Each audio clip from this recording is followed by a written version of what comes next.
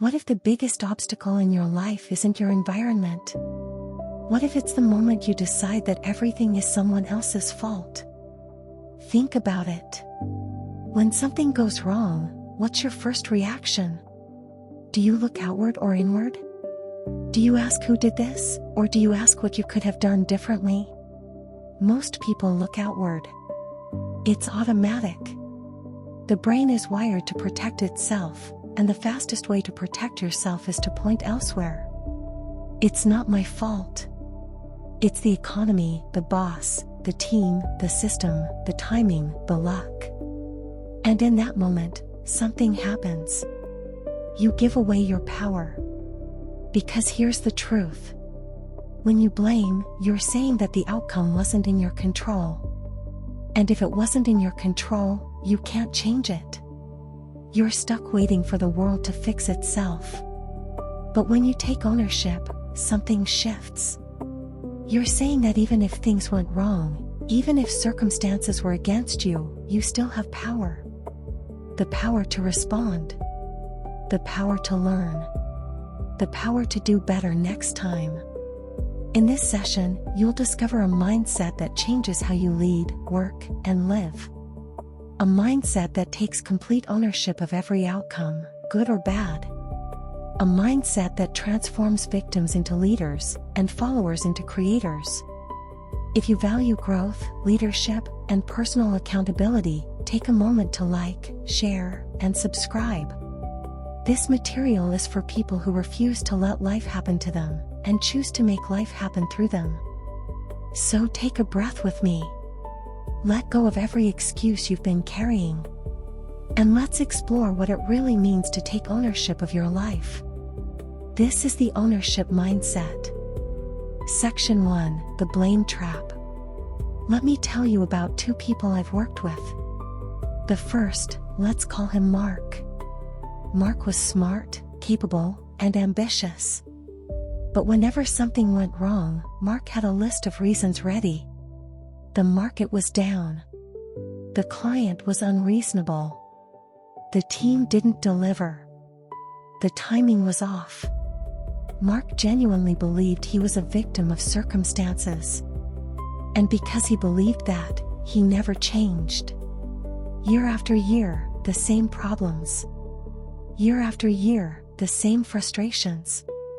Year after year, the same results. The second, let's call her Sarah. Sarah worked in the same industry, faced the same challenges. But when something went wrong, Sarah asked a different question. What could I have done differently? What did I miss? How can I improve? Sarah didn't always have the answers. But she always had the question. And that question kept her learning, growing, and adapting. Over time, Sarah's results transformed. Not because circumstances changed, but because she did. Mark was stuck in the blame trap. Sarah had escaped it. The blame trap is seductive because it feels protective. When you blame, you don't have to feel the pain of failure. You don't have to question yourself. You don't have to change. You just have to point. But the protection is an illusion. Because while you're busy pointing, you're also giving away your power. You're saying that your success depends on things you can't control. And if that's true, you're helpless. Think about it. If the economy caused your failure, you can't do anything until the economy improves. If your boss caused your failure, you can't do anything until your boss changes. If your team caused your failure, you can't do anything until your team transforms. You're stuck waiting. Waiting for the world to rearrange itself around you. But here's what the blame trap doesn't tell you. Even when things aren't your fault, they're still your responsibility. Not because you caused them, but because you're the one who has to deal with them.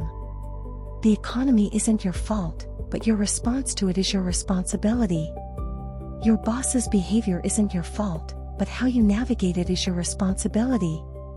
Your team's performance isn't entirely your fault, but how you lead them is your responsibility. This shift from fault to responsibility is the escape from the blame trap. It doesn't matter whose fault it was. What matters is what you're going to do about it now. Pause for a moment and think about your own life. Where are you still blaming? Where are you still waiting for circumstances to change? Where are you still giving away your power? The answers to these questions point toward your escape route. And escaping the blame trap is the first step toward ownership. If this resonates with you, consider sharing it with someone who leads a team. Sometimes the people closest to us need this perspective most. Section 2: Ownership equals control. There's a misconception that needs to be addressed. Taking ownership doesn't mean controlling everything. It doesn't mean being responsible for every outcome, every person, every circumstance. That's impossible, and trying to do it leads to burnout. What ownership means is controlling what you can control, and taking responsibility for how you respond to everything else. You can't control the economy. You can control how you prepare, adapt, and position yourself. You can't control other people. You can control how you communicate, influence, and respond. You can't control the past. You can control what you learn from it and what you do next. This distinction is crucial. Because when people hear take ownership, they sometimes think it means carrying the weight of the world. They think it means being responsible for things that aren't their fault. And that feels overwhelming. But that's not what ownership means. Ownership means drawing a circle around what you can influence, and focusing your energy there. It means accepting that there will always be things outside your control, and deciding that you won't use them as excuses. Think about the most resilient people you know. The ones who faced hardship and come through stronger. Do they control everything? No. Do they blame their circumstances? Also no. What they do is focus on what they can do. They ask, given where I am, given what's happened, what's my best next move? They don't waste energy on what they can't change. They invest energy in what they can. This is the paradox of ownership. By accepting that you can't control everything, you actually gain more control. Because you stop fighting reality and start working with it. You stop waiting for the world to change and start changing yourself. Control isn't about bending the world to your will. It's about bending your will toward the world in a way that creates progress. Here's a practical way to think about it. Draw a circle on a piece of paper. Inside the circle, write everything you can directly control. Your actions, your words, your choices, your mindset, your responses. Outside the circle, write everything you can't control. The economy, other people, the past, the weather.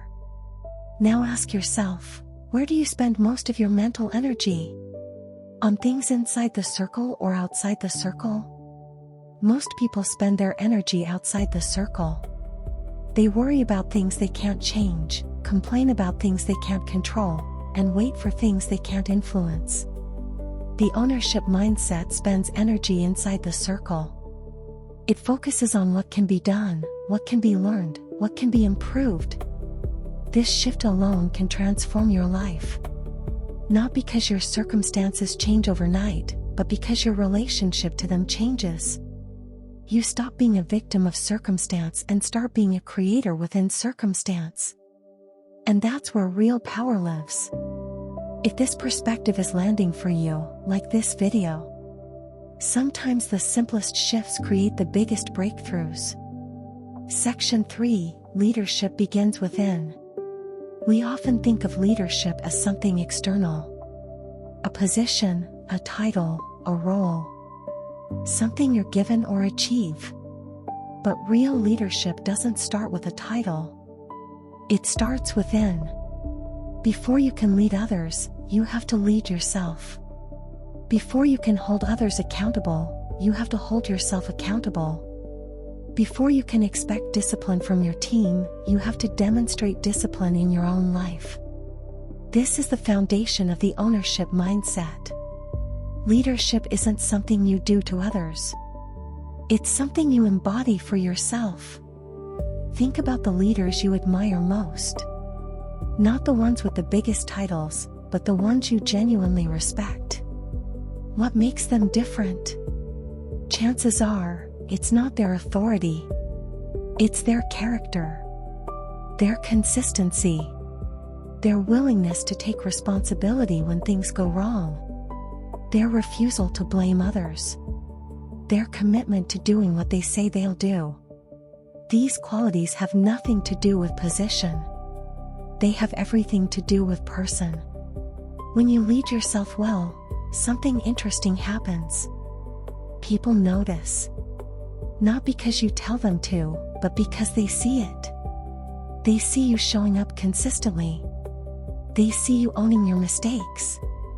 They see you doing the work without complaining. And that kind of leadership is magnetic. People want to follow someone who leads themselves well. Not because they have to, but because they're inspired to. This is why the ownership mindset is so powerful. It doesn't depend on anyone else. It doesn't wait for permission or promotion. It starts right now, with you, exactly where you are. You can lead yourself today. You can hold yourself accountable today. You can take ownership of your actions, your words, your choices today. And as you do, something shifts. You become more reliable in your own eyes. You build self-trust. You develop the kind of inner authority that no external title can give you. That inner authority is what makes you someone others can trust, follow, and respect. Not because you demand it, but because you embody it. Pause for a moment and think about your own leadership. Not of others, but of yourself. How well do you lead yourself? How consistently do you do what you say you'll do? How quickly do you take responsibility when things go wrong? The answers to these questions reveal where your leadership journey begins. Not with a team to manage, but with yourself to master. Leadership begins within. And when you master that, everything else follows. Section 4. Discipline is the foundation of freedom. There's a paradox that high performers understand. Discipline doesn't restrict you. It frees you. Most people see discipline as a cage. They think it means forcing yourself to do things you don't want to do, restricting yourself from things you enjoy, living a life of rigid rules and limitations. But that's not what discipline is. Not real discipline. Real discipline is the structure that enables freedom. It's the system that makes spontaneity possible. It's the foundation that allows you to build something meaningful. Think about it this way. If you're not disciplined with your health, you're not free. You're constantly tired, sick, limited. You can't do the things you want to do because your body won't let you. If you're not disciplined with your finances, you're not free. You're constantly stressed, anxious, constrained. You can't take opportunities because you're always worried about money. If you're not disciplined with your time, you're not free. You're constantly reacting, scrambling, overwhelmed. You can't focus on what matters because you're always putting out fires. Discipline isn't the opposite of freedom. It's the prerequisite for freedom. When you're disciplined with your health, your body gives you freedom. You can travel, explore, create, play. When you're disciplined with your finances, your money gives you freedom. You can take risks, say no, choose work that matters. When you're disciplined with your time, your schedule gives you freedom. You can focus deeply, create generously, live intentionally. This is what high performers understand.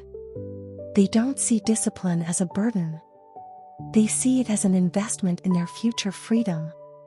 They do the hard work now so they can enjoy the benefits later. And here's what's beautiful. The more disciplined you become, the easier it gets.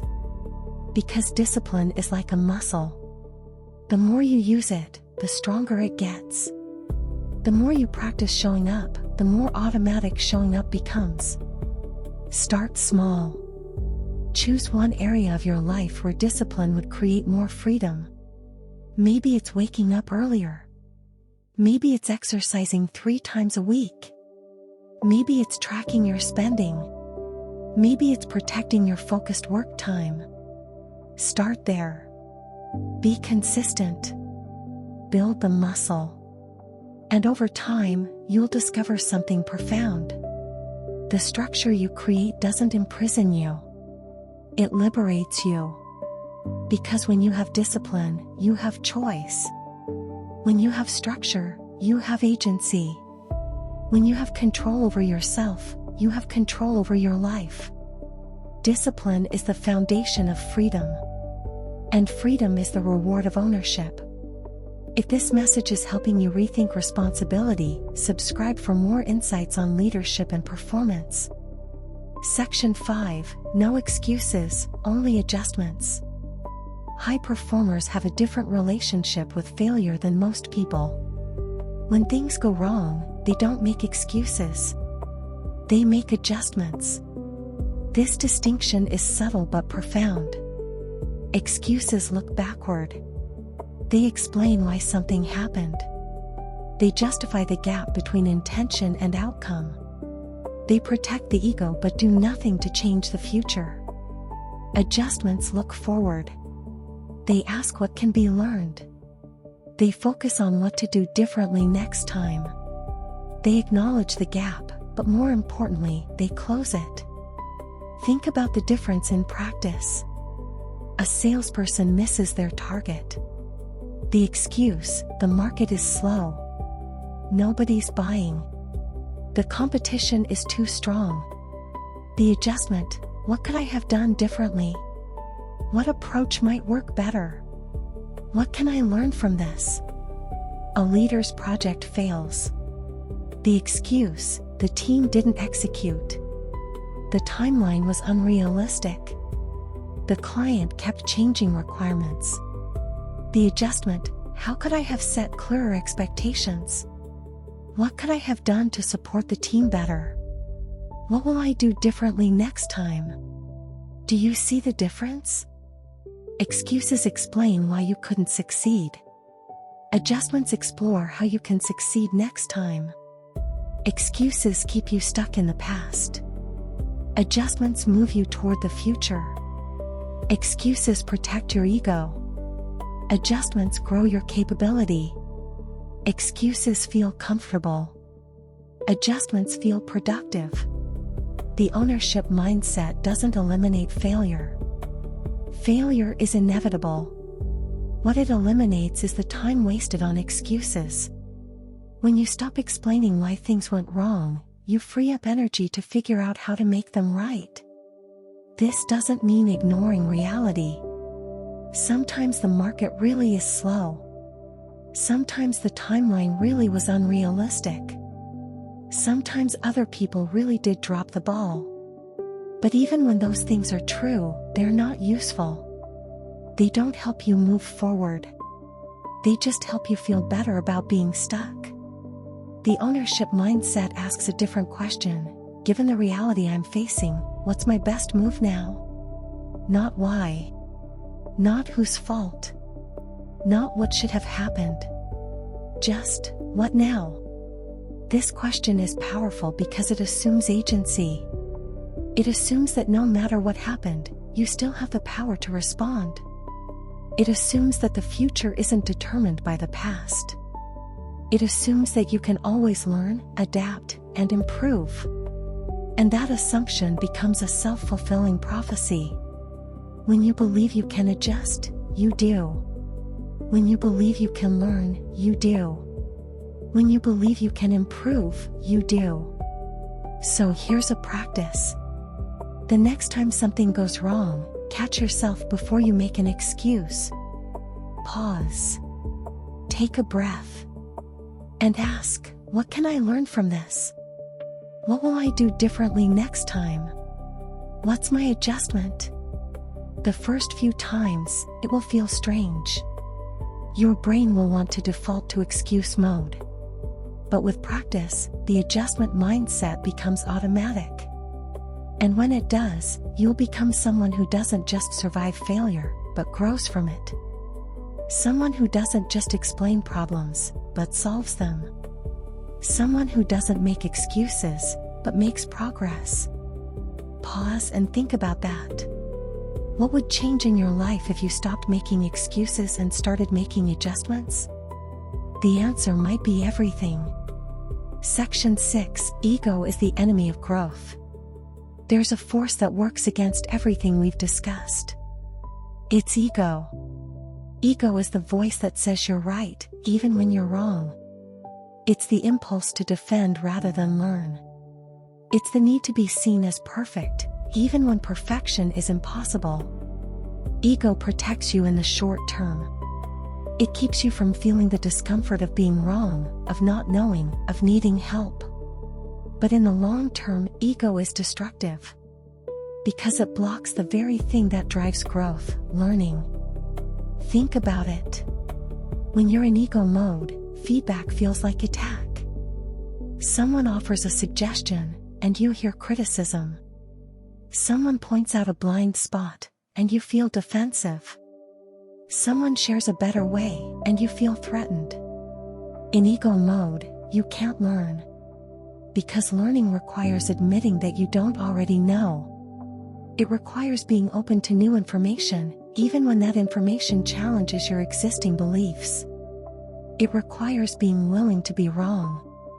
The ownership mindset requires letting go of ego. Not completely, because a little ego is healthy. But enough to stay open. Enough to keep learning. Enough to admit when you're wrong and change when you need to. This is harder than it sounds. Ego is sneaky. It disguises itself as confidence, as conviction, as standing your ground. It tells you that changing your mind is weakness, that admitting ignorance is failure, that asking for help is dependency. But the truth is the opposite. Real confidence is secure enough to be wrong. Real strength is flexible enough to adapt. Real independence knows when to depend on others. The people who grow the most aren't the ones who are never wrong. They're the ones who are quick to admit when they are. They're the ones who seek out feedback, who ask questions, who surround themselves with people who challenge them. Think about the last time someone gave you feedback you didn't want to hear. What was your reaction? Did you get defensive? Did you explain why they were wrong? Did you dismiss their perspective? Or did you pause, consider the possibility that they might be right, and ask yourself what you could learn? The answer to that question tells you how much ego is running your life. If you want to cultivate the ownership mindset, start noticing when ego shows up. Notice when you feel defensive. Notice when you're explaining instead of listening. Notice when you're protecting instead of learning. In those moments, take a breath. Remind yourself that growth is more important than being right. Remind yourself that the person giving feedback might see something you don't. Remind yourself that ego is the enemy, and learning is the ally. Then do something counterintuitive. Thank them. Even if you don't agree. Even if their delivery was poor. Thank them for caring enough to say something. Thank them for helping you see a blind spot. Thank them for contributing to your growth. This simple act shifts something. It turns a potential conflict into a connection. It turns defensiveness into openness. It turns ego into growth. And over time, this practice transforms you. You become someone who seeks feedback instead of avoiding it. Who welcomes challenge instead of resisting it. Who learns from everyone instead of learning from no one. You become someone who grows. If this idea is landing for you, share it with someone who might need to hear it. Sometimes the people closest to us are the ones we need to learn from most. Section 7, Extreme Ownership in Everyday Life. Ownership isn't just for the big moments. It's not just for crises and challenges and major decisions. Ownership is for every day, every interaction, every choice, every moment. This is what extreme ownership looks like. Not taking responsibility only when things go wrong, but taking responsibility for everything. Not just your results, but your mindset, your energy, your attention, your impact on others. Let's look at what this means in different areas of life. In your career, extreme ownership means you don't wait for someone to tell you what to do. You see what needs to be done and you do it. You don't wait for permission to grow. You learn what you need to learn. You don't wait for opportunities to appear. You create them. It means when your project fails, you don't blame the market, the client, or the team. You ask what you could have done differently. You learn. You adjust. You come back stronger. In your relationships, extreme ownership means you don't wait for the other person to change. You focus on what you can do differently. You don't keep score of who's done what for whom. You give without expectation. You don't blame when things go wrong.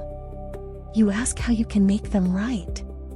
When there's conflict, you don't defend. You seek to understand. When there's distance, you don't withdraw.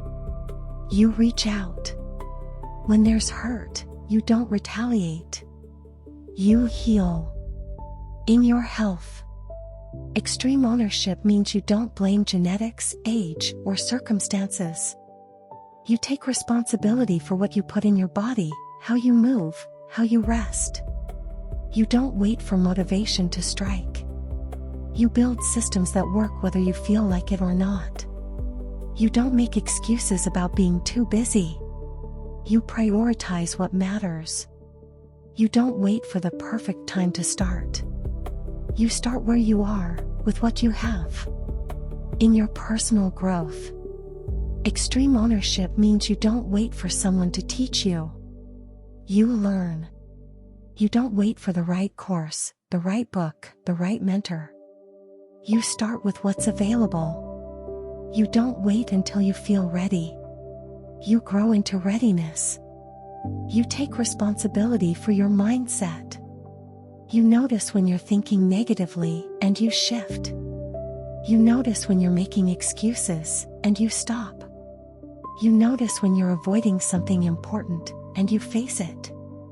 In your daily habits, extreme ownership means you don't let distractions run your life.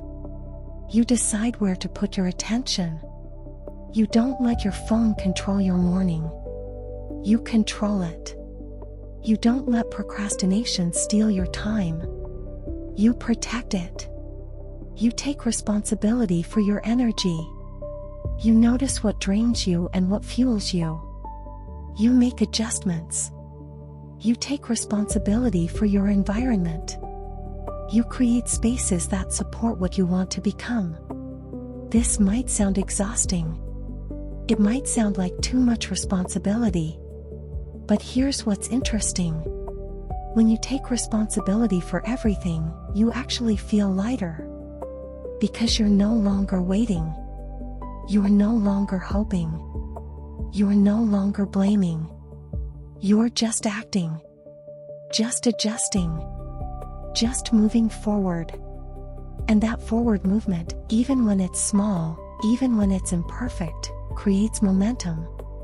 And momentum creates confidence. And confidence creates more action. And more action creates better results. This is the spiral of ownership. It starts with taking responsibility for one small thing. Then another. Then another. And over time, it transforms everything. Pause and think about one area of your life where you could take more ownership today. Not tomorrow. Today. What's one small thing you could do differently? The answer to that question is your starting point.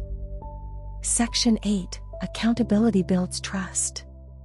There's a connection between ownership and trust that's worth understanding. When you take ownership, you become accountable. And when you're accountable, people trust you. Think about it. Who do you trust?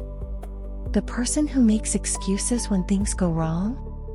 The person who blames others when there's a problem? The person who disappears when accountability is required? No.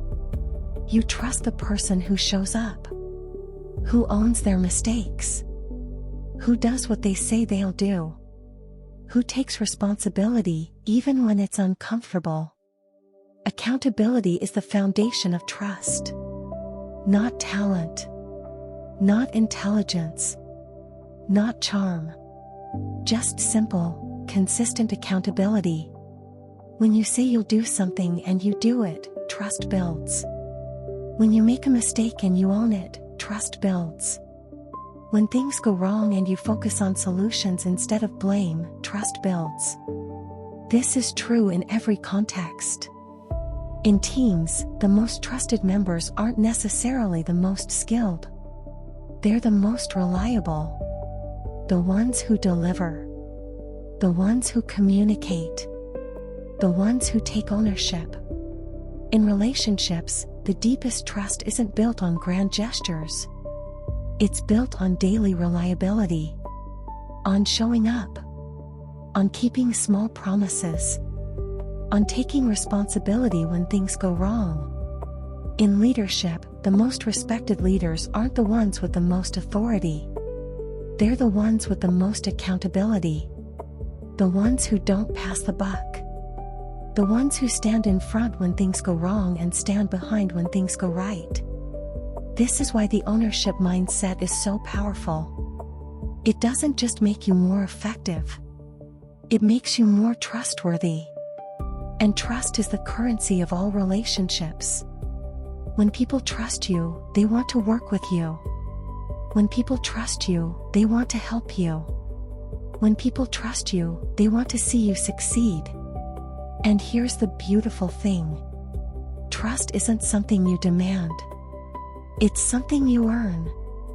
Every day, through every action, through every choice. You're either building trust or eroding it.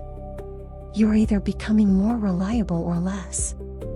You're either strengthening your reputation or weakening it. The ownership mindset chooses to build. It chooses to be reliable. It chooses to be accountable. Not because it's easy, but because it's effective. Not because it's comfortable, but because it's right. Think about your own reputation. When people think of you, what do they think?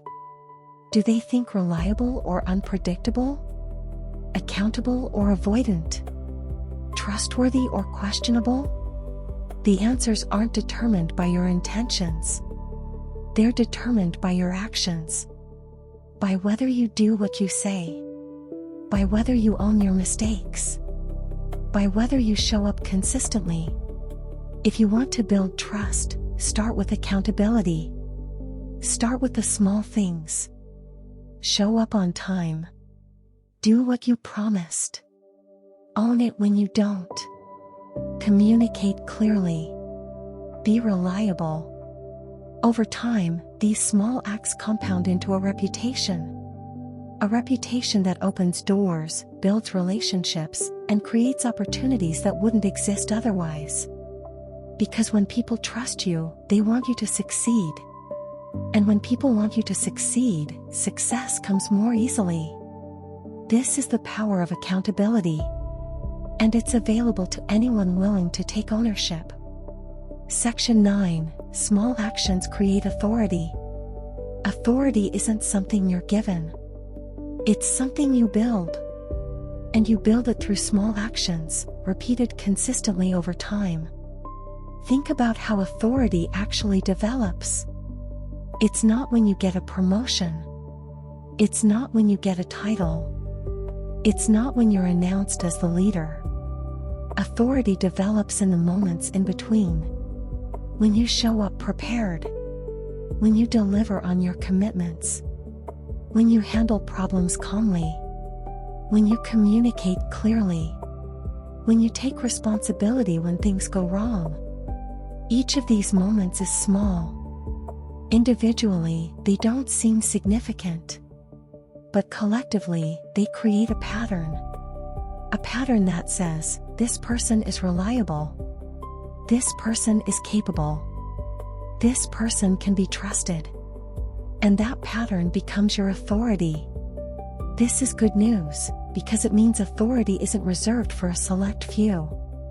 It's available to anyone willing to do the work. Anyone willing to show up consistently. Anyone willing to take ownership day after day. You don't have to be the smartest person in the room. You just have to be the most reliable. You don't have to have all the answers. You just have to be willing to find them. You don't have to be perfect. You just have to own your mistakes and learn from them. Think about the people you consider authorities in your field. The ones you respect and learn from. What makes them authorities? Chances are, it's not just their knowledge. It's their track record. The fact that they've shown up consistently for years. The fact that they've delivered again and again. The fact that they've built a reputation over time. That reputation is built through small actions. Through showing up every day. Through doing the work when no one's watching. Through taking responsibility when things go wrong. Through being reliable when reliability is rare. These actions compound. They build on each other. Over weeks, months, years, they create something that can't be faked or fast-tracked, genuine authority. And here's what's interesting. The people who build this kind of authority don't think about it. They're not trying to impress anyone. They're just doing the work. They're just being reliable. They're just taking ownership. The authority comes as a byproduct. It's what happens when you focus on being effective instead of looking impressive. So if you want to build authority, stop worrying about how you look and start focusing on what you do. Show up consistently. Deliver reliably. Own your mistakes. Learn continuously. Do these things day after day, and over time, something shifts. People start to notice. People start to trust. People start to follow. Not because you asked them to. Because you earned it. Pause and think about that. What small action could you take today that would build your authority? What could you do consistently over the next month that would strengthen your reputation? The answers are simple. The challenge is doing them. But if you do, the rewards are extraordinary. If this perspective added value to your journey, like, share, and subscribe. And start building your authority, one small action at a time. Section 10, Living This Mindset Daily. We've covered a lot of ground. The blame trap and how to escape it. The relationship between ownership and control. Leadership that begins within. Discipline as the foundation of freedom. Moving from excuses to adjustments. The enemy that is ego. Extreme ownership in everyday life. How accountability builds trust. How small actions create authority. Now the question is, how do you live this mindset daily? Because that's the real challenge. It's one thing to understand these ideas. It's another to embody them. To make them so automatic that they become who you are. It starts with awareness. Pay attention to your thoughts throughout the day. When something goes wrong, notice your first reaction. Is it to blame? Is it to make an excuse? Is it to protect your ego? Just notice. Don't judge. Don't criticize. Just notice. Then, in that moment of noticing, make a choice. A conscious choice to shift from blame to ownership. From excuse to adjustment. From defense to learning. This choice is small, but it's powerful. Each time you make it, you strengthen the ownership muscle. Each time you choose responsibility over blame, you become more of the person you want to be. Create systems that support ownership. Write down your commitments. Review them regularly. Hold yourself accountable, not in a punishing way, but in an honest way. Did you do what you said you would do? If not, why? What will you do differently? Track your progress. Not to compare yourself to others, but to see your own growth. Celebrate small wins. Learn from small failures. Keep moving forward. Surround yourself with people who model ownership. People who don't make excuses. People who take responsibility. People who hold themselves accountable. We become like the people we spend time with. If you're surrounded by blamers, you'll become a blamer. If you're surrounded by owners, you'll become an owner. Practice daily reflection. At the end of each day, take 5 minutes to ask yourself, where did I take ownership today? Where did I slip into blame? What will I do differently tomorrow? This simple practice keeps the mindset alive. It prevents you from drifting back into old patterns. It reinforces the new way of thinking until it becomes automatic. And be patient with yourself. You won't be perfect. You'll still blame sometimes. You'll still make excuses. You'll still let ego get in the way. That's okay. The goal isn't perfection. The goal is progress. The goal is to be a little better today than you were yesterday. A little more accountable. A little more responsible. A little more the owner of your life. Because over time, these small improvements compound. A year from now, you'll look back and see someone who's transformed. Not through dramatic changes, but through daily choices. Not through one big breakthrough, but through thousands of small ones. That's how the ownership mindset becomes who you are. One day at a time. One choice at a time. One small action at a time.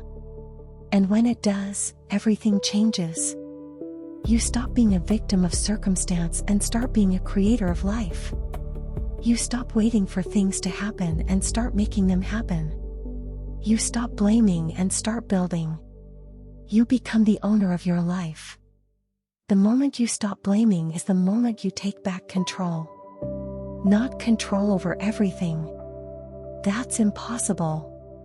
But control over what matters most. Control over your response. Control over your choices. Control over who you become. This is the ownership mindset. Not a set of rules, but a way of being. Not something you do, but something you are. It's waking up each day and asking, what's my responsibility here? Not whose fault is this, but what can I do about it? It's facing challenges and saying, I'll figure this out. Not waiting for someone else to solve it, but stepping forward to solve it yourself. It's making mistakes and admitting them. Not hiding, not blaming, not excusing. Just owning it, learning from it, and doing better next time. This mindset doesn't make life easier. In some ways, it makes it harder. Because you can't hide anymore. You can't blame. You can't make excuses. You have to face reality and take action. But it also makes life better. Infinitely better. Because you're no longer a passenger. You're the driver. You're no longer waiting. You're moving. You're no longer hoping. You're creating. So here's my question for you. What will you take ownership of today? Not someday. Not when conditions are perfect. Not when you feel ready. Today. What one area of your life will you stop blaming and start building? What one responsibility will you step into that you've been avoiding? What one choice will you make that moves you from victim to creator? The answer to that question is your starting point. Not the finish line, just the start. But every journey begins with a single step. And this is yours. If this message has added value to your journey, like, share, and subscribe. And start leading your life with ownership. Not because someone told you to, because you've chosen to. Thank you for listening. Thank you for your time. Thank you for being willing to grow. Now go. Own your life. Own your choices. Own your future. This is the ownership mindset. End of audiobook.